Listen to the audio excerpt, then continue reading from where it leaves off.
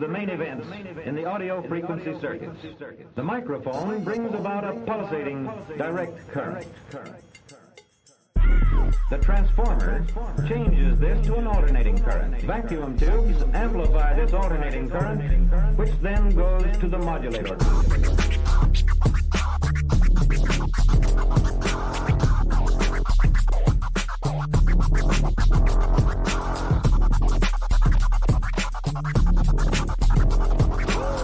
Molecules containing more than one atom can rotate and vibrate. Sometimes vibration is simple in form. We can see that each vibrational mode has a different frequency, and all of the patterns of vibration may be different. Each of the vibrations is a simple harmonic motion. The same peaked wave triggers a pulse-forming circuit, which creates a new waveform, pulses with flat tops. Notice that throughout these changes, the exact subdivisions of our second in time have not been lost. We still have precisely the same number of positive peaks per second.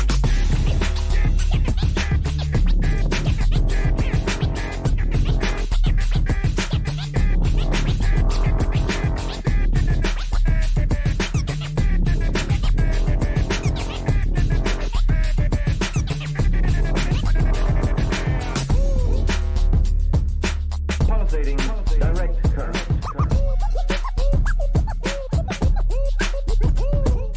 Pulsating direct current.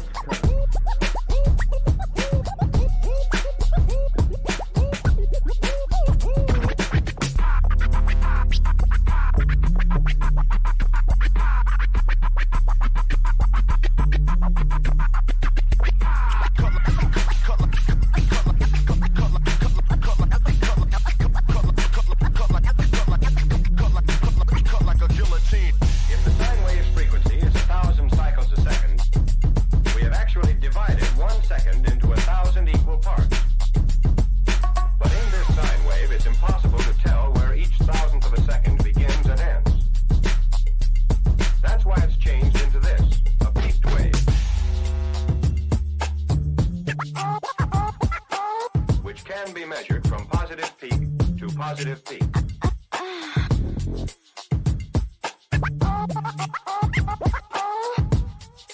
The microphone brings about a pulsating direct current.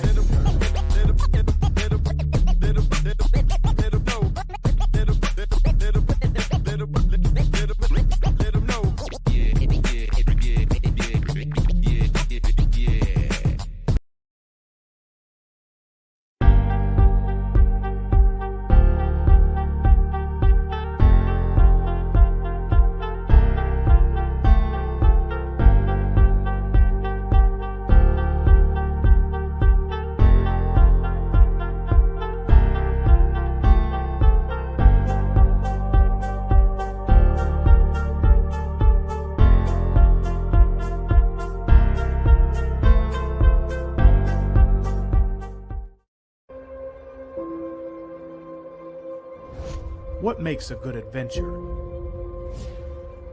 It's not hard. You only need the basics. A world of endless intrigue, steeped in the arcane. A place where anything is possible. Where adventure is just over the next hill.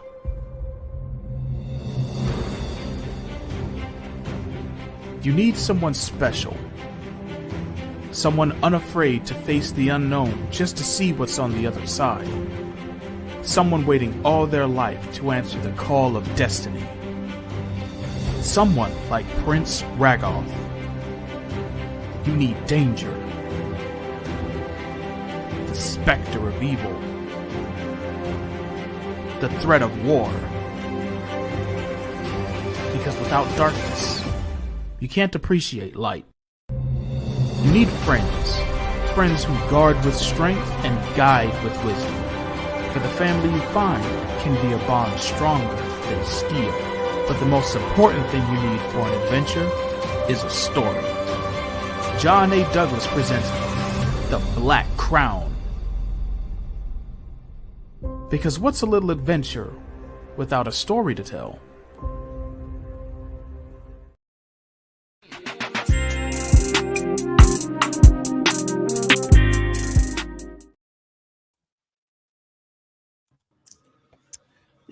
Guys, I have been waiting weeks to have this man on.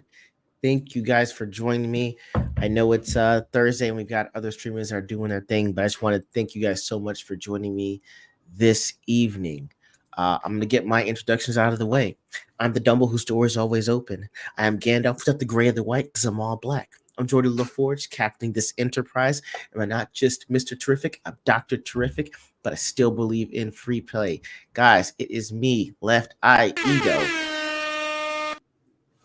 And I have with me the maestro of metaphor, guys. I'm talking about the exceptional of the epic. I finally have with me today my man, John A. Douglas. Sir, how are you doing? I'm doing great. That was a great intro. Thank you. I would not be able to remember that much stuff. I'd like to describe myself as just like Razor Fist. I have all of the rage and none of the talent. Sir, I've seen your Twitter feed. You have talent, sir. Too bad my Twitter feed ain't as good. Too bad my YouTube isn't as good as my Twitter feed, but it is what it is. We work with the limitations that we're given. Sir, they rival. You're way too humble, sir. Way too humble. Anyway, guys, again, thank you guys for so much for joining us. I'm just going to highlight the people that are in today. Abomination AJ, good sir, thank you for joining. Nosferatu was breakdancing, sir. We need video of this. Let us know if you're wearing a tracksuit with this and a gold rope chain, so we can get to go in there. AJ was right. That opening track went hard, man. That was making me bounce around a little bit. I was feeling a little pretty fly for a white guy, like I said in the chat. Thank you. The guy that I have on Texan, that's one of his beats. He's actually a rapper, and so that was one of the beats from his album Life's Work. I put his album in the link as well. It's on iTunes and Amazon as well in there. The man Hail the Lord.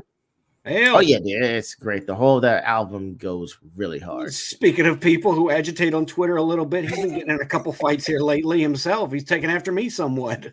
My man is a fighter and a swinger. I want to jump in, but I was like, this man has got it. He's fighting 3 or 4 fights. My man, we killed it. This is Sasquatch. Thank you for joining us as well. The LS Studio. Thank you for coming in here. And Nosferatu, Suede Puma. You know what?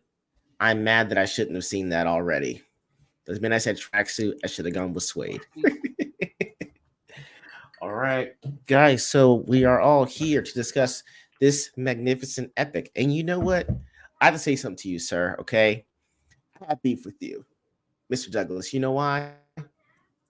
You had to make this book and you had to make an epic. You know, I'm a comic book guy, but more than that, I am a proud graduate of the Gaston Literary Academy. Okay. If you never heard of us, then you'll know our slogan. How can you read this? There's no pictures.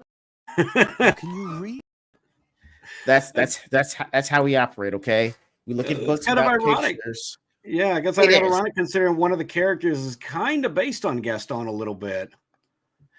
Okay. I hopefully I find who that is because I'm like, this man's making me read him a book with no pictures.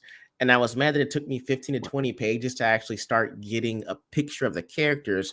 But now that I started reading, I can't stop. I'm at 125 pages in, which for me is is considerable. Okay. I appreciate you putting in the effort. That's I understand, reading's not everybody's thing, but I'm always heartened by the support that I get, and I'm truly humbled by what I've the support that I've gotten so far, and everybody's kind of I went into releasing the book with the expectation that sales will be just okay. A lot of people support and then don't put their money where their mouth is, and even if that bugs you, you have to not worry about it. And I was focused on not exactly worrying about it because I really just needed to get it out there. I needed to have something out there. I couldn't delay it any longer. Yes, I know pictures. I did want pictures. I did want illustrations on the inside of characters and certain scenes. Okay. And I have an artist that I could work with, but saving up the money for that illustrations and getting it out in the kind of condition that I really wanted. You might notice there's no map either. Okay, yeah. And the map that I had didn't quite work as well. And my editor suggested to say, hey, let's just focus, put in a second edition or something. Okay. It would push the book release to next year, and I couldn't let it go any longer. So, No, yeah, that is fine. I'm just glad you put a definitions in here. You put a glossary in the front. I felt like sometimes this book was a translator. I was like, a finger of time? No, hold on. That's a half a finger. that's why I have the glossary up front so that you can Yeah. go back to it. I appreciate that. See, a lot of authors put theirs in the back. I didn't check for one when I was reviewing one of these books up here, and then it would have been helpful. And then I hit the end of the book and I open up. Oh, there's a glossary. I could have used this like That's 400 pages ago. exactly. So I put mine up front to avoid confusion. I appreciate it. Mike has bad knees. I will say I don't want to do spoilers, but I mean, if you want to tell like a character's name, I could do that because like I'm barely into this myself. Like, I'm at a point where Rags is actually out of the castle, but that's kind of as far as I've gotten with the baby birds so flown far. out of the nest. Yes, he's with Marvallo at this point. That's kind of where I am with things. But I don't want to do like major deaths or revelations and things like that because I'm not so far into it. And I know that you've done your book tour and everything, but I'm treating as everyone's like, hey, if you haven't read it, you should definitely read it based on kind of what we're talking about today. I know that White Bear is asking, is there going to be an audiobook? I actually want to know that myself. Well, considering the cost of a lot of audiobook narrators, I'd have to find somebody who would, be kind of within my affordability range. At the same time, if you listen to, if you go to my channel and look up the playlist Age of Adventures, and you want to know a little bit more about the book and the world and the history and the lore, I have videos that address certain aspects of its history, its lore, its political factions, things like that. And you can see I'm trying my best to do a bit of a narrator voice and considering it kind of a dry run, thinking that maybe in the future there's a possibility I could be just good enough to narrate the book myself and put it on my YouTube channel. There are some authors with YouTube channels that do that. I don't know that it would necessarily be better or worse than coming out with an audiobook, but it might actually be my own. Yeah, I agree. Look, my voice is not the best, but maybe I'll give it a whirl on like the first 5 chapters, the samples, so that people could do that. I can actually show you right now because I have go right ahead. One of the main characters right there is Valmora, and she is what's known as an Auric. And initially, I thought having another half-breed character, because the book is full of them. There's a lot of half-breeds in the book. I decided to make her own subspecies. Oryx basically are very much like Minotaurs, but they have a human head instead of a bull's head. Okay, that answered my first question because I was like, I thought it was a centaur or a half-tar. Nah. Okay, whole bloody thing going on. No, I was I just wanted something a little different for the group's heavy. And if you're going to have your heavy be a female character, usually something that goes a long way into describing, how is this female character as strong as she is, goes a little bit like being a half orc or something like that. Tends to help. And since I already had half orcs, I thought this would be, something unique and original that, not as many other people were doing. Bro, I need to start printing pages so I can have these pictures of these characters in my head when the names come up. I'm not even at Valmora yet. Like, how long it took me to get a mental picture for Malvaro? Like, it took me forever to get one of those. I can actually show you the reference for him. He's not that hard. He's just very tall and lanky. Think kind of like the Joker without face paint on. Okay. Kind of like Ragdoll in the Batman cartoon. Yeah, a little bit. Okay, cool. That's fine. Go ahead. Yeah, show me that because it took me a while to put the pictures in my head. You want me to hunt it down? Let me see. That's fine. I was gonna say while you worked on it, I was like, man, you could actually put out open DMs for people because I would love to do a voiceover, any character you got for me. So to put that audiobook together, complete of everyone, I'm gonna everyone in the try. Twitter space. Credit to Animane, our good friend, for narrating the book trailer, Word. and he did a fantastic job. Shout out to Anime. Great job, Yeah. sir. All right. So, I mean, that actually is going to jump me into just the first question that I had on here. For the uninitiated, can you please give us a synopsis of The Black Crown? The synopsis is that this is a book set in a world called Allspire, and Allspire is at the tail end of what's known as the Age of Adventures, which was an age of several centuries that saw adventuring into dungeons as a very risky but prolific and rewarding profession if you were good enough to do it. So, but an event happened about 20 years before the start of the book. I'm sorry, about 40 years before the start of the book, known as the Orc Wars, in which you had a very this sizable orc horde, an army that seemed to be roaming around the different locations of the continent of Evergrad, which is ruled by a collective known as the Crown Pantheon. And despite their efforts to try and battle them away, the orcs were very, very good at being evasive, striking where they were least expected, and they had a cunning leader named Thorgoth, though he was their warlord. At the end of the conflict, they had managed to kidnap a queen of a kingdom known as Namaria, which is the only kingdom in the Crown Pantheon that's ruled by and comprised mostly of humans. When the Crown Pantheon finally kind of cornered the orcs where they wanted them and wiped them out, that's where the book starts, where they recovered the queen and find out that she was pregnant with Thorgoth's bastard son. And the book picks up in the aftermath of that 17 years later with his son, Ragoth, who is a half-orc prince that has been living in isolation for most of his life. I will actually share the really exceptional artwork of Ragoth right there. Credit to Neutron Boar, the artist, for this.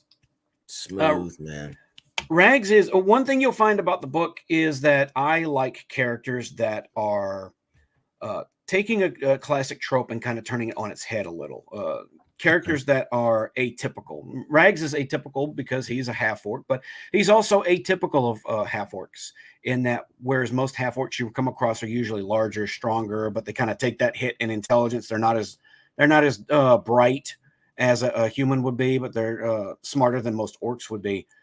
He's a bit of a wonderkind. He's lived in a library his whole life. He is exceptionally smart. He's a knowledge sponge. He is this, just a voracious reader. And because his area of isolation is this 3-room library wing, most of what he's had to do with his time, all of his life, is reading the books in the library. And because of the fact that he has this perfect recall in his memory, which comes into play throughout the book, he's able to remember everything that he absorbs, whether it's some mundane information or it's an adventure story or it's a historical text. This is stuff that's, at his beck and call. So when he gets out there in the world, he starts coming across situations where he ends up, having to do something like navigate through a city that he's never been in before. He's got the map of it memorized in his head. So he knows where he is in comparison he is to the rest of the city. And, that way, and I got some compliments on this from reviewers already. That way, when you come across little bits of the world and new places and new things, Rags is able to act as the what is it called? Oh, shoot. I forgot the term. The info dump.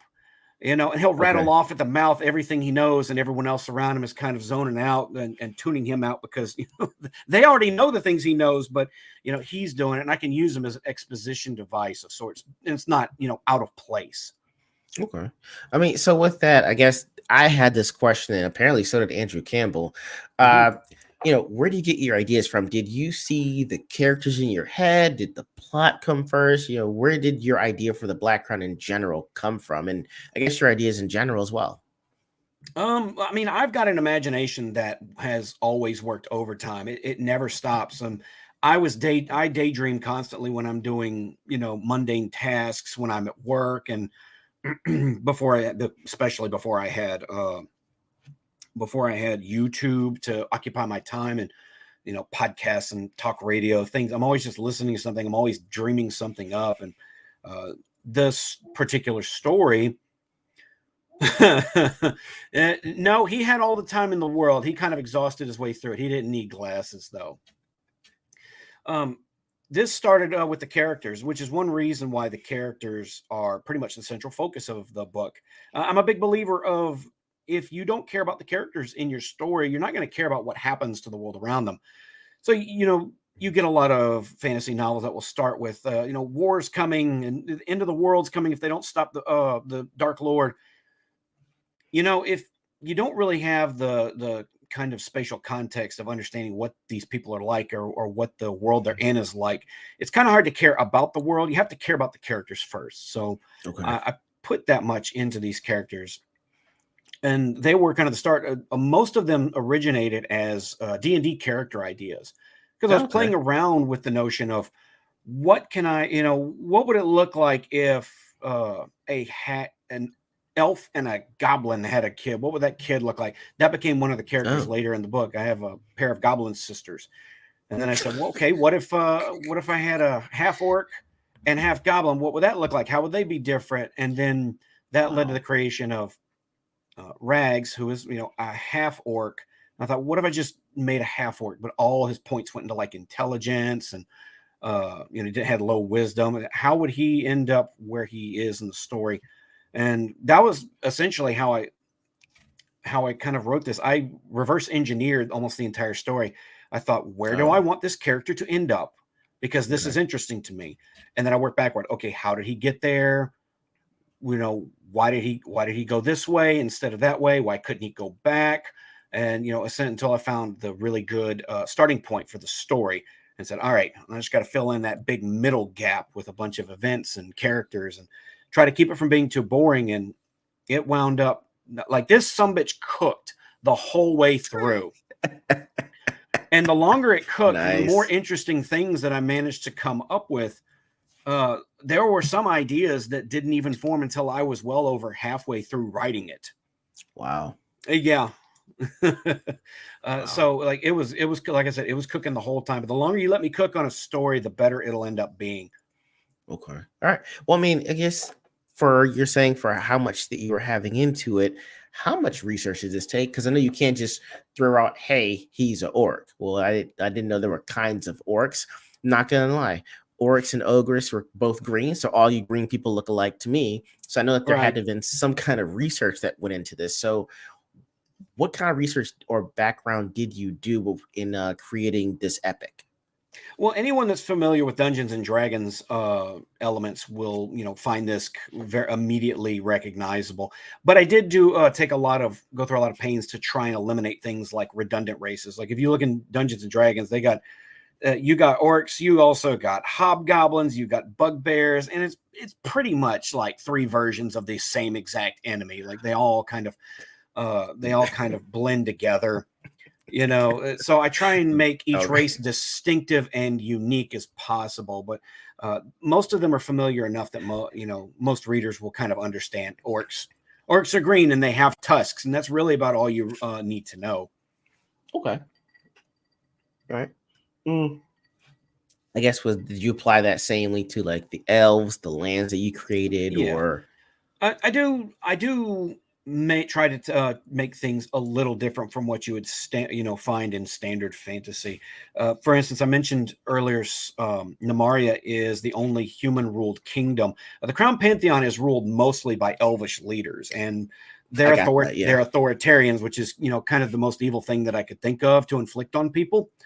Okay. And by that measure, like their society is ruled in such a way that elves kind of have the upper hand economically, financially, from a political standpoint, and the other races kind of just have to live with it.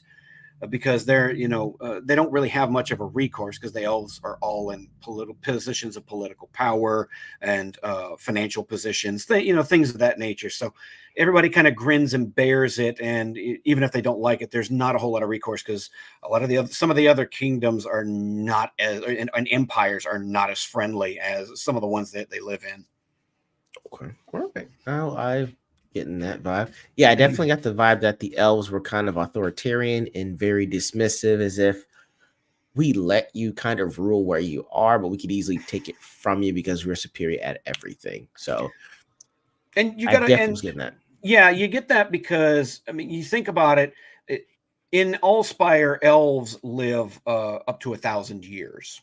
My elves do at the very least, and I do try and make some tweaks here and there to accommodate for differences. But elder elves, which is what Sothrin is, he is a very unique and rare breed known as an elder elf. They can live up to 10,000 years. So I mean, so when you have like a typical medieval kingdom, usually the rule of succession is passed down from father to son, but there's not as much need for that when you have a ruler that could potentially live in power for over 1,000 years. Okay. And, you look at these humans, and to them, they basically have the lifespan of a dog to, comparably. To them, you're a teenager one day, you're a middle-aged man, seemingly not that long after.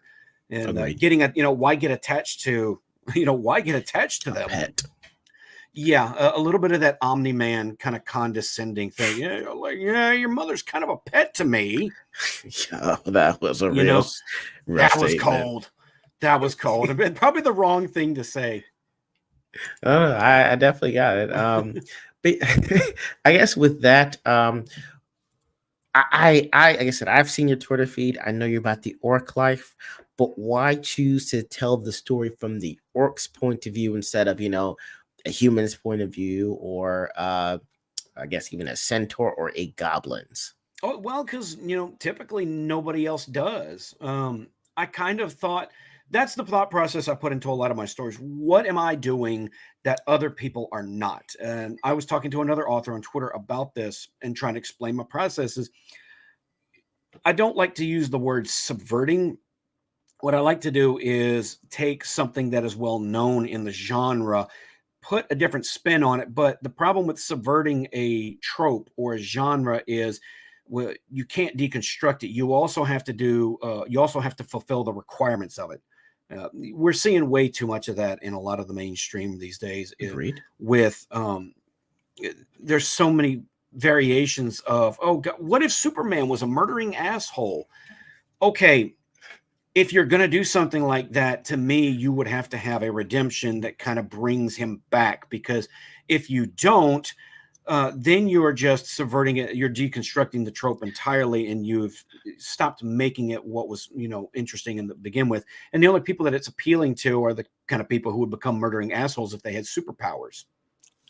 I know you don't like The Boys. I saw the feed. I will say that was one thing. I'm like, hey, read the comic. It's completely different, but I understand what you mean. It's just you can't just say what if, and then that's the entire character's personality. Yeah. So I guess you're trying not to do that, but saying, hey, here's something that you don't often talk about. And what if we changed one thing and we kind of went with that, but there was still more to be revealed, if I understand it correctly? Oh yeah, I've got a lot of books planned in this, and hopefully some comics as well. I'm working on that at the moment, because really I want a setting that will be familiar with readers of me, that I can go back into this setting and make different stories with different characters, and not try to do the whole tie everything together. Okay, because that can end up alienating a lot of people too. We saw Star Wars try this, right? With the, here's the TV shows, and they end up tying in the movies. And Marvel claimed that they were doing that with their TV shows, and they wound up not doing that. I came away from the end of Endgame very disappointed, because I didn't see the Agents of S.H.I.E.L.D., Daredevil, Punisher weren't there. There was kind of an expectation when they started that was something that was going to happen. And they did like some small scale versions of it when the Defenders popped up, but I mean, there should have been no reason like Agent what was his name? Coulson. Agent Coulson shouldn't have Oh been there at that yeah, final battle helping out. In a little moment of Cap looking at him like, weren't you dead? Because the man was alive for years after that that's happened. true. And that show, That is to very its true. credit, it had some it did good for about 4 seasons, I think. Okay, I can give And you then the that. Bro. message slipped in. Fair point. I mean, like I said, I was kind of done after Endgame, but I'm glad that you're going to make some of these self-contained stories and others are going to continue on. Because I noticed that when I first Yeah. picked up the book, you got Age of Adventures 1 on here. So I'm like, Yeah. dude, how many do you plan on making of these? As many as I feel, really. I do have like an end point that I'm going to Okay. get to, but I'm only 42. I've got time to kind of get there, and hopefully things will facilitate over time that I can get there. And if I feel like writing a story that's in a different setting it's a different kind of story, like a gothic mystery or a swashbuckling Yo. vigilante story, I can just go to a different corner of this. All the rules, if you're familiar with the Age of Adventures setting, all the rules are the same. If you go and look at my Age of Adventures playlist, the first one is my rules for the universe. I had 5 hard set rules, and I'm I gonna like stick to that. that, even though sometimes I'm tempted. Go over I'm them. trying Yeah, to go remember, over them. I'm trying to remember what order they're in. Hold on, it's been a minute. Take your time. No prequels. The Mhm. the farthest back I'll go is the prologue of the Black Crown. That is 17 years before the start of the book, and Okay. I will not go farther back from that, which is why I don't mind info dumping on events that happened way in the past. There's a lot of indie authors that, and yes, Quakos, I wanted it to feel like that. I want my books to feel like you don't have to go Word. on with the next one if you don't want to. I'm not going to. Right. I'm going to try and not end on unbearable cliffhangers and leave people hanging for a long time. If I was going to leave something on a cliffhanger, it's because I've got the next book ready to go within 3 months at least, Wow. which I'm kind of hoping will happen one day. Okay. No prequels, and that's a hard one because there's some events I wouldn't mind going back, but I'm not going to, because I don't like when you're waiting for the story to progress forward and then all of a sudden the creator's like, let's go back in time to I see can't what do happened that. about events. I've really kind of had it at this point.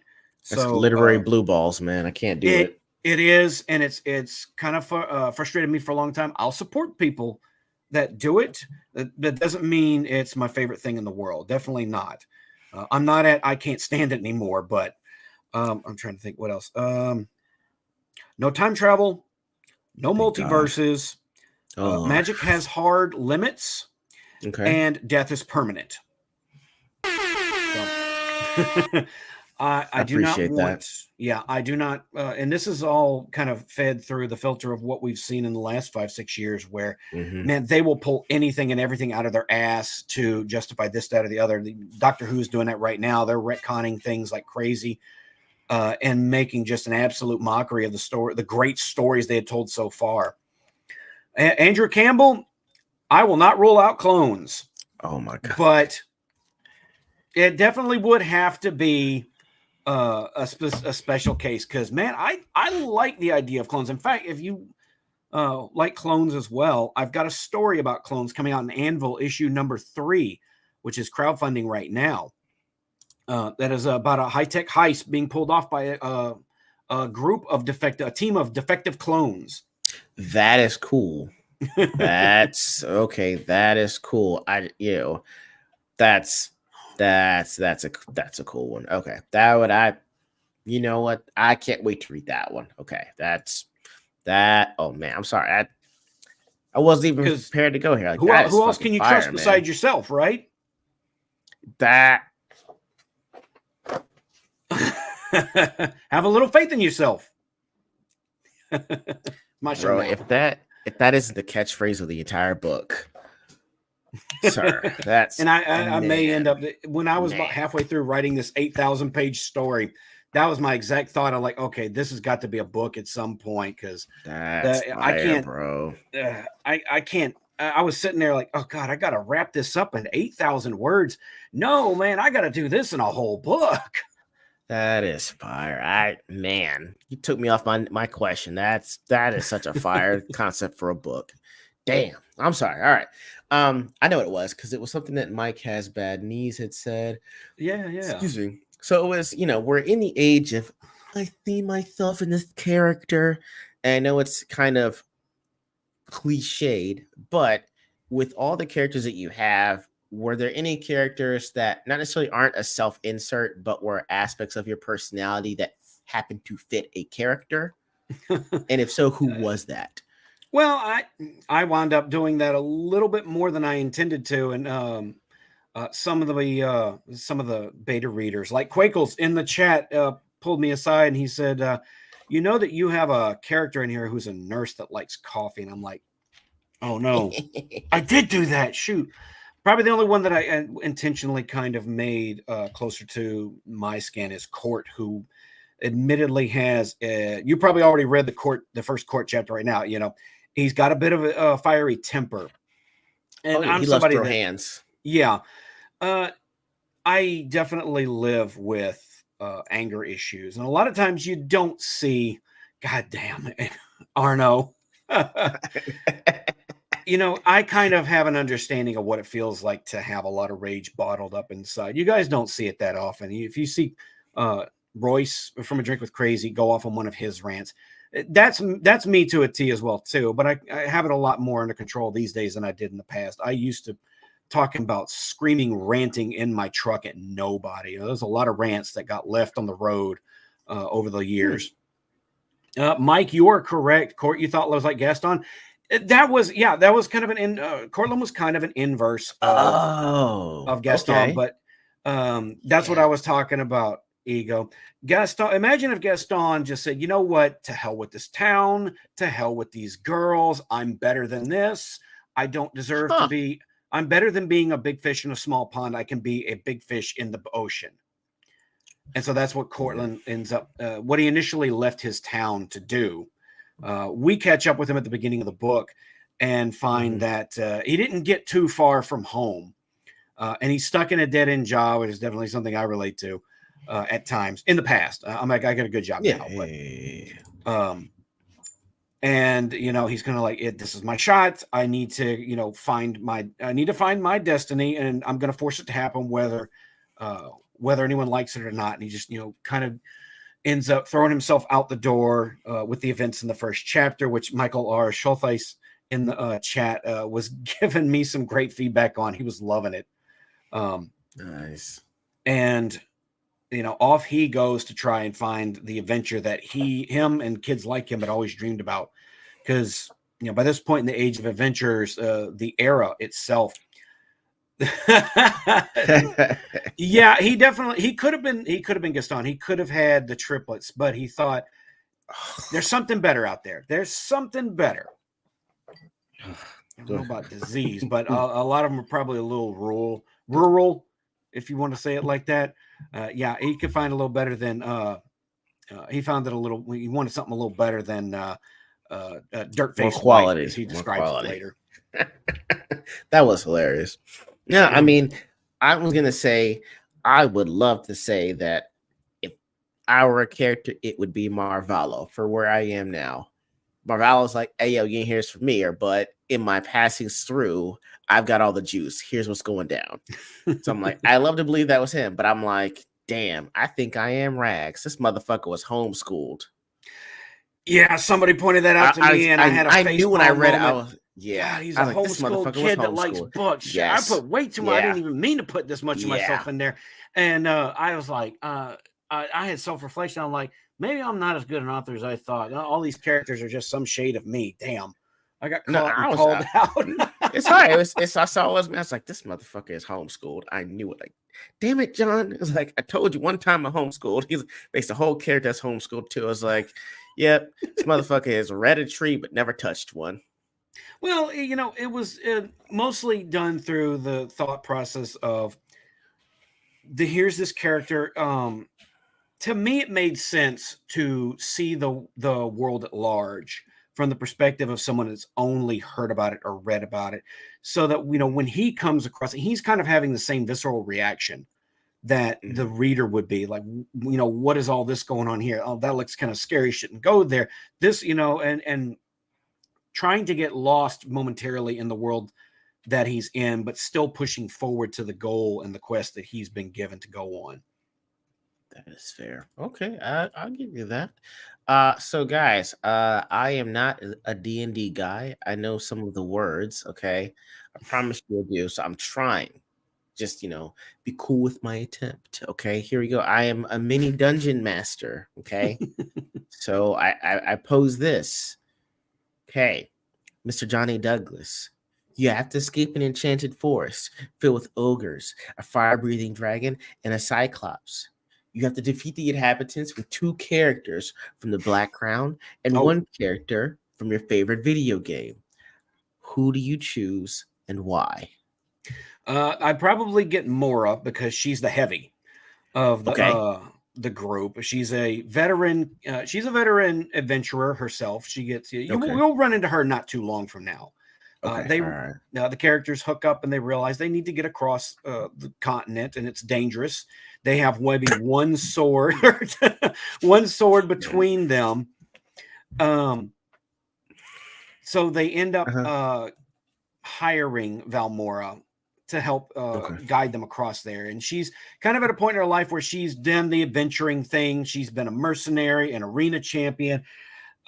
She's been all that before, and she's kind of over it. She's a little world weary and exasperated. She used to have an adventuring guild of her own where she would escort, lesser experienced adventurers, and she doesn't really want to go back to that life, but she's also kind of at a place in life where she can't afford to turn down the gold. So she kind of gets that. She's kind of like a big, exasperated big sister, and she's like, all right, I'll do it. And I'd have her. I would probably have Rags as well, because Rags is very knowledgeable about, everything that's around him. He's got a good sense of, danger and caution. He doesn't rush blindly into things. He likes to think about things first. And if character from my favorite video game, probably Garrus from Mass Effect, because nobody's a better wingman and right-hand man than Garrus is. Okay. Right, sir. You actually answered that way faster than I thought it would. That is pretty spot on to have the answer that fast, sir. Well done, sir. If any of you guys also have any questions that you want to answer or questions you want to ask Johnny Douglas, I can open that up to you guys as well. And that Kurt or Courtland would be a favorite. Go ahead. I'm sorry. I think someone asked something way earlier. Someone asked, was an audiobook coming? Yeah, that was what White Bear asked for the audiobook. Nosferatu asked, why is John's work called Black Crown? Is he a radical black Israelite? No, that is incorrect. No, that is incorrect.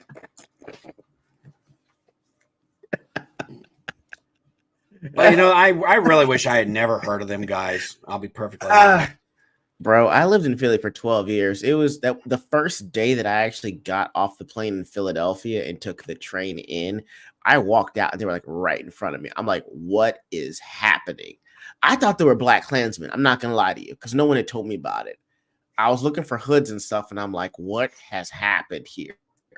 But yes, it's weird. If you've heard of them, it's one thing, but if you've seen them and experienced them, it's completely different. I went to New York City in the month before Hurricane Katrina hit, and come across them on the street. That was definitely something. It's rough. It just like it makes you want to be like, but I like white people. It's just we're okay, guys. It's chill. Don't tell them you marry. Don't tell them you marry one. They'll have Dr. Umar on you. Bro, I'm not gonna lie, that shit would be hilarious. I beg your pardon, my brother. I was like, I think I just go the whole simpleton route. Hi, how can I help you? But anyway, like turtles or something.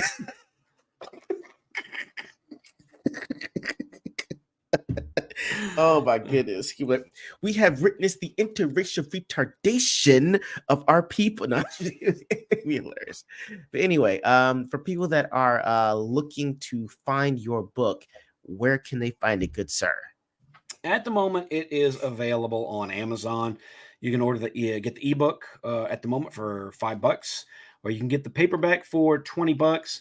I don't, as of now, have anything set up via my website where you can order like a signed copy. That's in the works, but guys, ordering them author copies for this thick ass book is a little expensive. And these days, the ones that I do order, and it takes them like 2 weeks to get here too.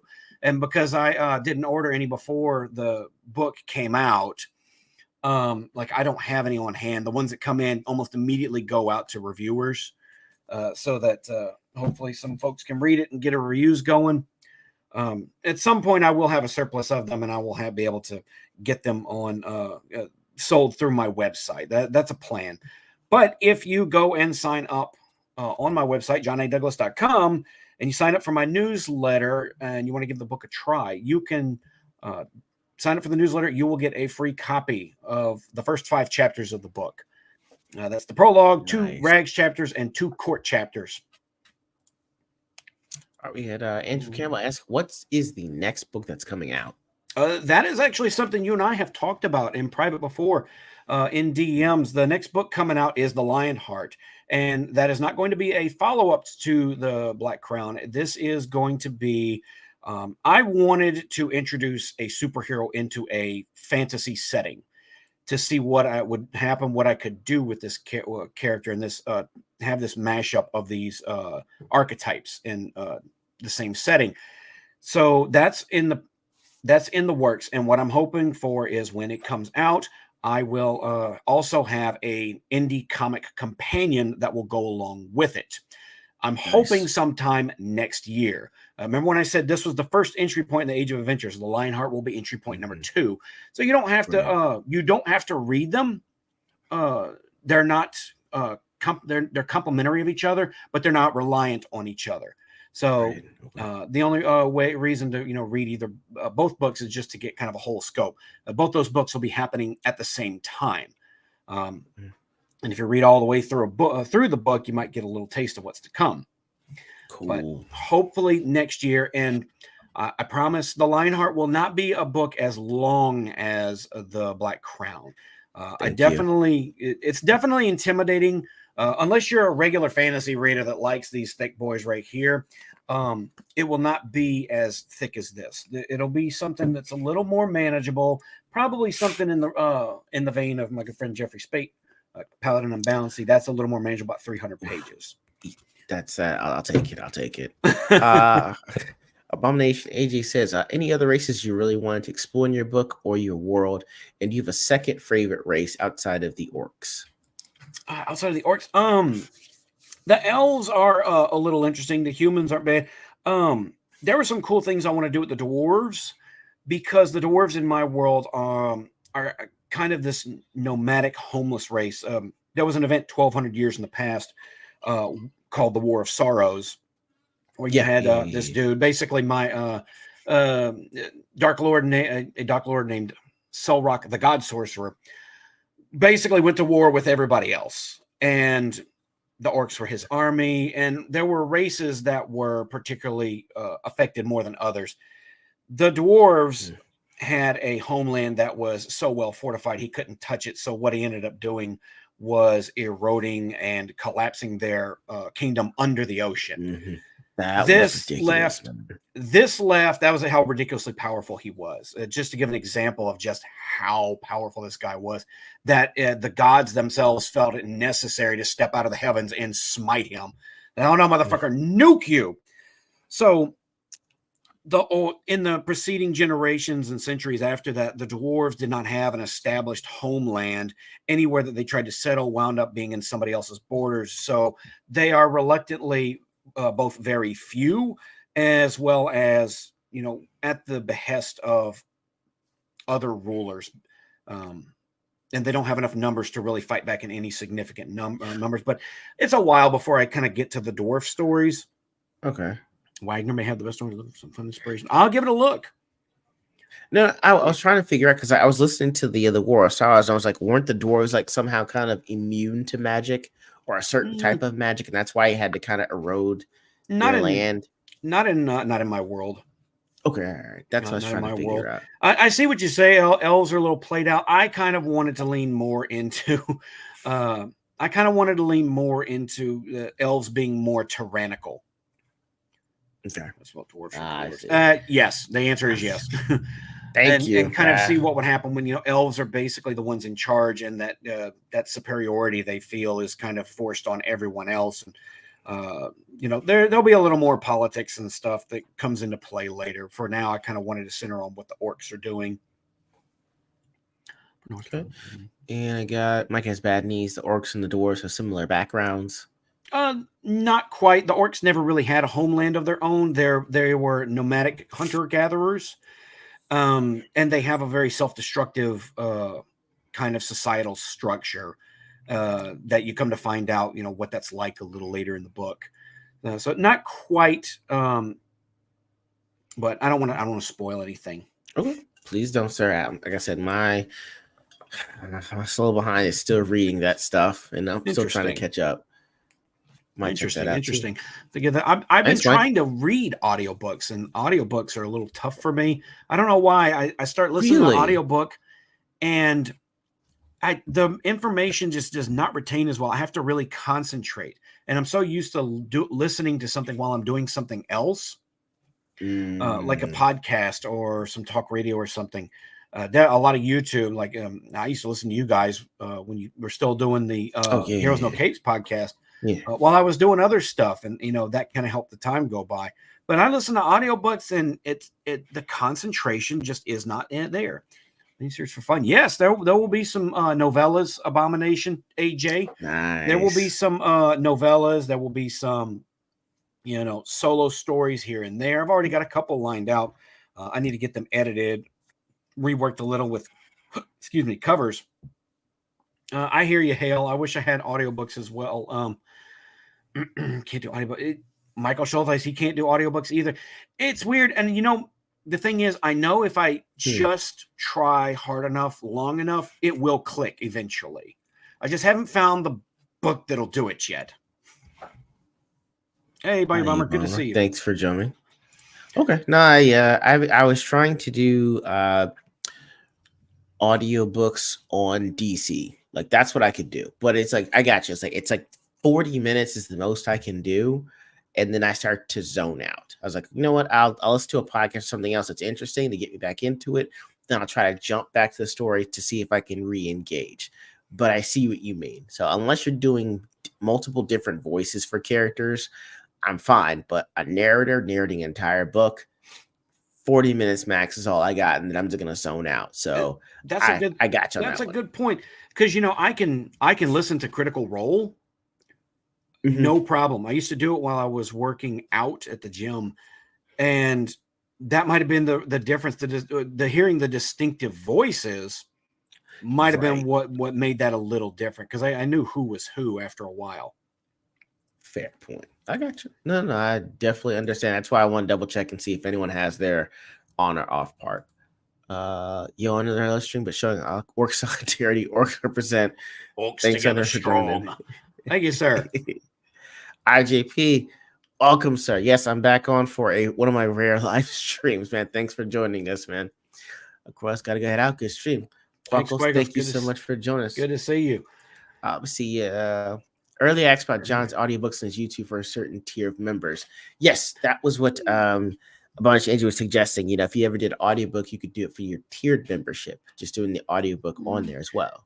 Yeah, but the thing is, I kind of have this weird feel like I don't know what I could possibly provide people that would justify the existence of tiered memberships on my channel. Like, okay, it always feels like I'm gating off people from content. And yeah, I understand the whole mindset of providing value for your work, but as far as YouTube goes, and I don't see any purpose for it other than someone giving me a nice tip every month, just a tip. That is fair. I'm not. Hell, Corey Barton. Well done. I don't know. I'd be like, I think it's like if I had a kid at some point, I'd probably do a tiered membership where like, hey, E.G.O reads Green Eggs and Hams to a baby. Like it'd be weird stuff like that. I'd be like, you know what? I'll pay $5 to hear someone read. I will not eat them in a car. I will not eat maybe if I had a channel that was, in like the 5-digit territory, I could see that. But yeah. At the moment, it's just not quite. I'm not quite there yet. Hey, Timo. I understand. We got Storm Crow. How do you guys plot and describe your stories? Got my plot written down, but actually writing in the details that has me clipped. What you got? Well, first I come up. The first place that I start is I come up with what I feel is an interesting enough idea to make a story around. I come up with the idea. The idea for the Black Crown was a half-orc prince and his companions. I don't want to say because it kind of gives away where the book is at near the end.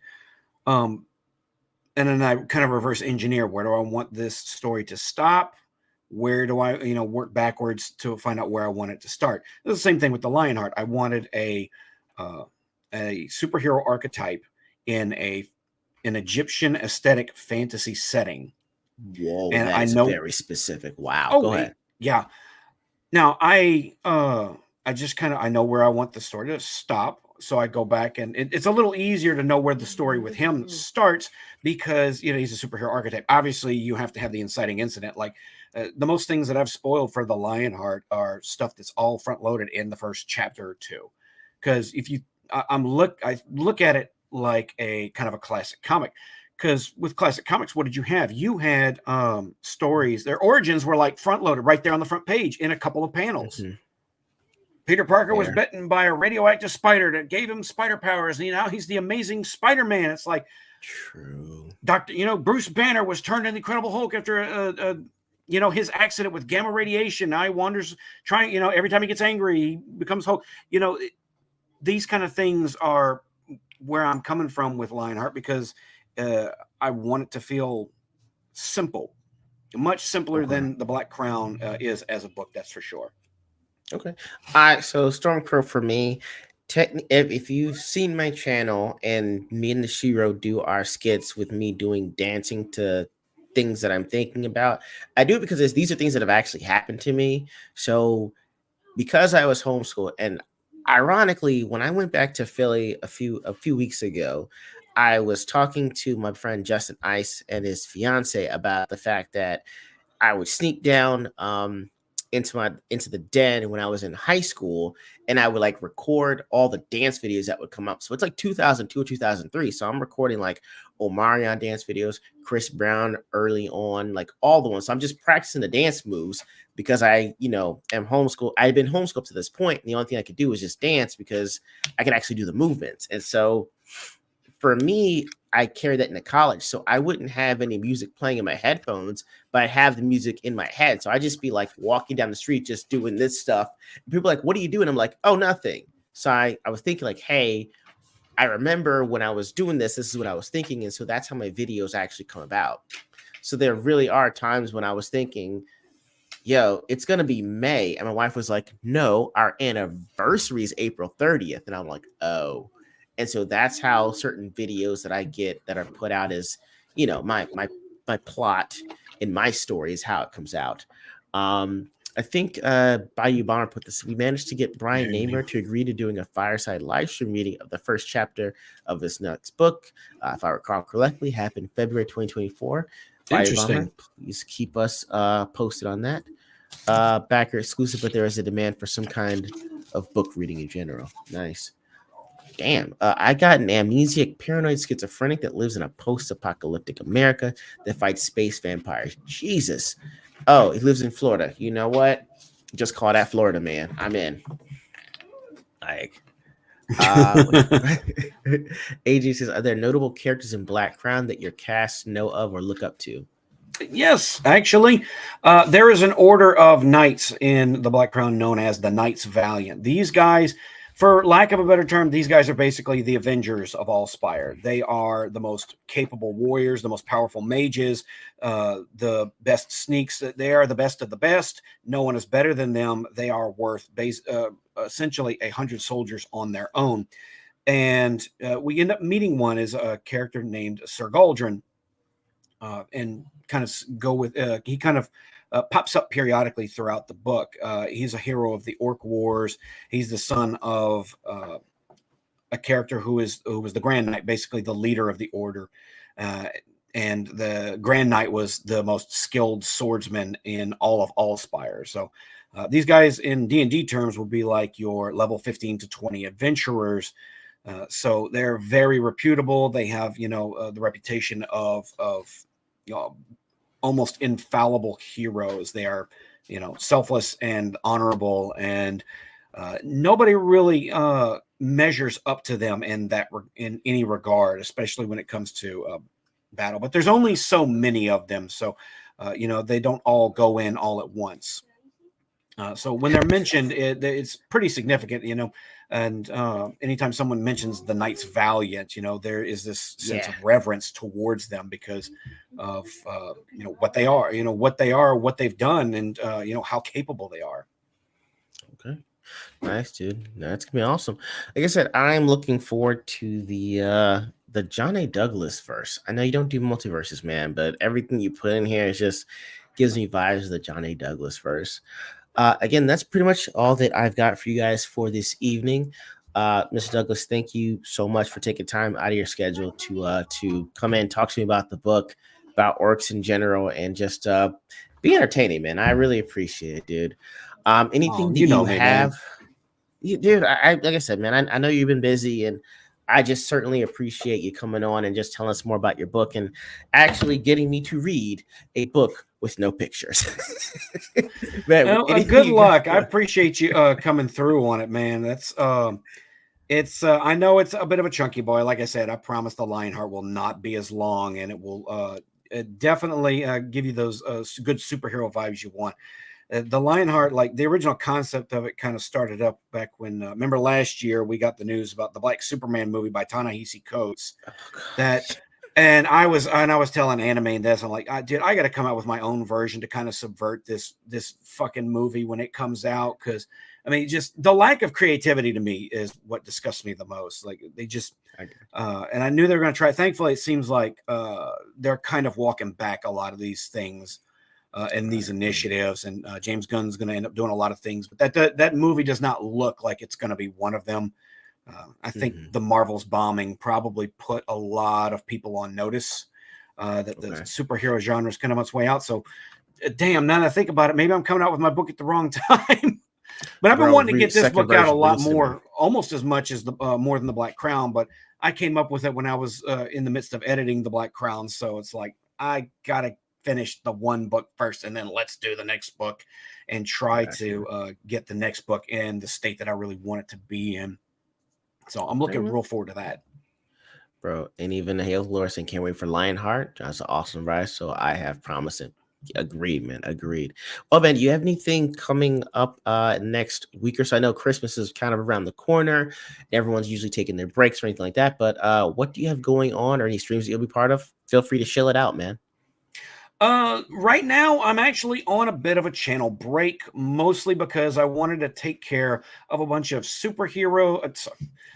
I read David's comment and it threw me off. I wanted to get done with a bunch of nuts and bolts stuff, things that I haven't done for my channel. I need a channel trailer. I'm building up some new shows and live streams. There are videos that I want to make that I'm going to schedule to fire out because after the first of the year, I want to start, hit the ground running and really start releasing some good content, including comic reviews. I've been talking about that for way too long, and I have not gotten to it just because of my schedule. And my first big long form video that I'm working on is a tribute to an author I've mentioned a lot on my channel. And, kind of get those things kind of streamlined that I don't ever really take the time to sit down. So I'm just kind of easing up off the streams for the rest of the year. I think I'm going to have one more episode of the Signal Boost.